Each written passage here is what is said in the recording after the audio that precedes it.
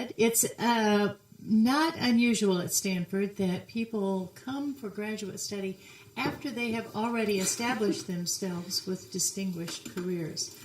And this is the case for Laura. She is a writer, has worked with Wired in interpreting the culture of technology.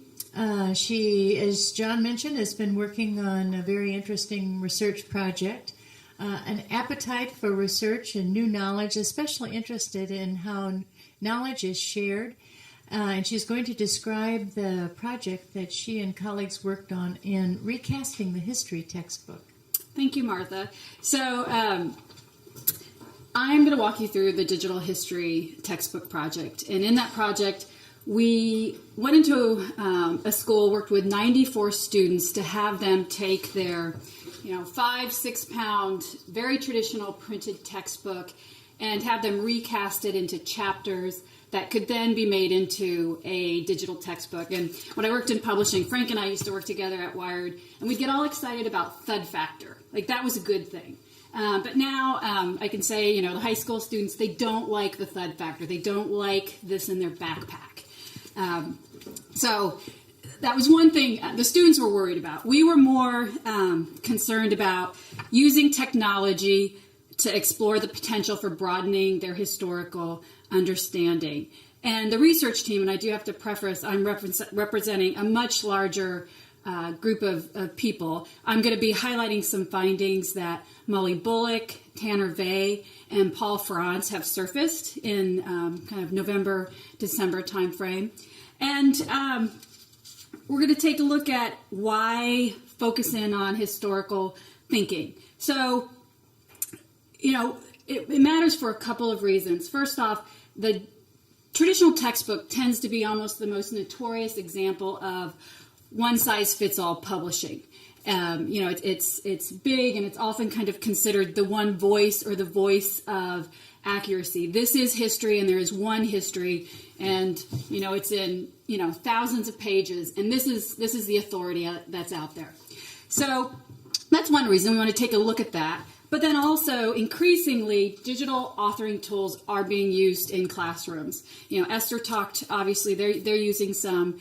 And there's not a lot of research around what value we're getting out of these tools. So we wanted to take a look at, what educational value might come out of having students create their own content. And then finally, and a part that's actually pretty important to me personally, is I like to work with archivists and librarians. Oftentimes, they have lots of great historical material that they want to get out into the world. They want to get it into the hands of the public. And it's really difficult for them to do that for a lot of different reasons. So part of this project was kind of to explore what were some of those issues and how might we work around those. A key question of could we leverage the affordances of media creation technologies to engage students in multiple perspective taking and get them to improve their historical thinking skills. And that was pretty important. We wanted them to kind of tease out almost as foil to that authoritative textbook presentation, that there might be some other perspectives that might be worth kind of teasing out. I'll go back to this slide in particular.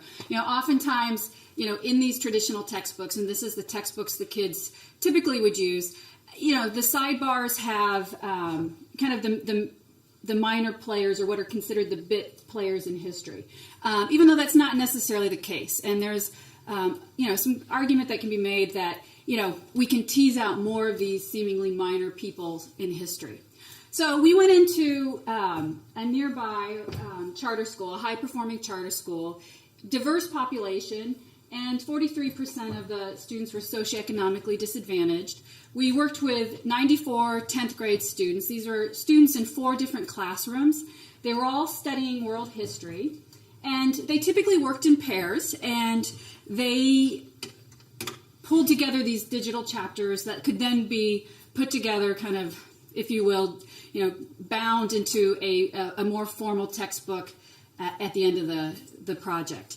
And we did this over 8 days. That wasn't ideal, but we had initially planned for a much longer time frame, but our project bumped into end of year testing, so that took precedence. So we also worked with a couple of key research partners. We had an amazing collaborating teacher who was already incorporating historical understanding, multiple perspective taking into his work. And then we worked with archivists from Hoover and the National Archives and Records Administration. Some of you may have driven by them off of 280. And those images up there, that's Nick Sigierski. He is an archivist with Hoover, and he came into the different classrooms, talked with the students, talked with them on how they can use very formal historical documents in their work and the project, but also how to use some of their own personal potential historical records. And that was something the students were really quite interested in. And we also pulled together a database of primary source documents. And this was a mix of working with some of these big archives that are out in the world, and then also pulling in some random actual artifacts and getting them digitized and put online. I can go into a lot of the issues around copyright. Esther talked on them. In general, we were very concerned about copyright. The charter school was very concerned about copyright. The students could care less. That just was not in their realm. But there's a lot of, I think, interesting work to be done in this realm, partly because, for instance, the school system that we were in blocked YouTube. A lot of these archives are using YouTube, Vimeo as their platform to get their materials out into the world. It takes some time and money to do that. And then you hit schools where those kids just, they can't use those platforms. Now, we were in the classroom for only 8 days, but we did for the actual digital textbook project. But we were in the classroom on a pretty regular basis doing some scaffolding.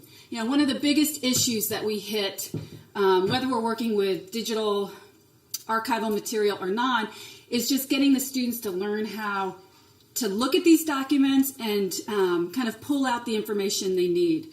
They really need a lot of practice at analyzing complex historical documents. So we went through exercises to get them thinking in terms of sourcing, contextualizing, finding multiple perspectives, using primary and secondary sources. Oftentimes it's what's the difference between a primary and a secondary source. And for 10th grade students, that's not something that necessarily comes easy to them. But we were in the classroom quite a bit, and by the time we got to the project, the students had a pretty good idea of what we were after. Now, if you take a look at the beige block of text, that's what the previous year of students did. So a very, different group of students, but same teacher, same textbook, same basic curriculum and core standards. And their final project was to kind of take a look at, historical documents. On the other side is an example of a student's digital textbook. And so you can see the students are, they're starting to get, some things happening there. There's some images. So there's a difference. And of course the question is, does that difference matter? Do we get any value out of that difference? So in this particular example, this is an iBook author. We used that, and some people, I could talk quite a bit on why we chose that as opposed to another option, but primarily it was free and very easy. I also work with middle schoolers. Anybody can pick up this program. So this is inside the program. Nothing's going to move, but if you touched either of those images, they kind of come to life. You're going to see that the student is trying to do some sourcing, some contextualizing. You click on those bottom icons, you're going to see he's trying to draw your attention from these larger images down into some really kind of old and interesting primary source material. Over to the right are other pages that the student is using. Now in this one, this is, I partly use this example because it looks like a much more traditional textbook. And certainly we saw a lot of students take a very traditional approach, okay? The one element I'll point out is if you actually touch that image over there, you're going to see there's some lines pointing. It does kind of come alive, and you're going to see the student is able to zero in on certain elements of that image and pull out the sourcing, talk about the perspectives of the artists and some of the people at that time frame. So if we go back kind of to the original research question is, can we leverage the affordances of media creation technologies to kind of engage students in multiple perspective taking and then, greater historical understanding? How far did we get? We did answer this question, and we were able to say yes, but. And the catch is the but is actually a pretty significant pause. The students absolutely showed evidence of engaging in emerging historical authorship practices. So they were doing what they were supposed to. They were sourcing, they were doing a lot of digging, but there was really broad variation in which the students use these practices. We need to do a little more digging to see, why. Why did that happen? Often, these were students who were generally on par with one another, but there was really significant variation. Was it the technology we were using? Was it the fact that a lot of these students actually hadn't used Macintosh computers before, something we didn't necessarily expect coming into the classroom? And then what also emerged was the unexpected use of very traditional textbook features. After all this scaffolding we did, after all this time of saying, what's your student alternative to this? Get those multiple perspectives out here. Most of the students, they did what they were supposed to, but they still wanted to ape the very traditional textbook. And I think that's where we're going to kind of zero in going forward.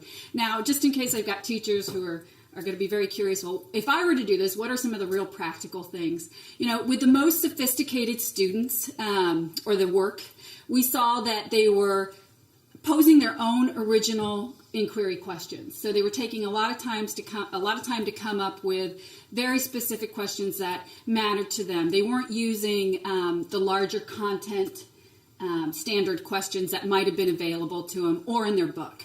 They were also using very small, easily analyzed documents and word-based documents. Students who went for broader questions or who went for photos or visuals actually had a really tough time, kind of making historical sense.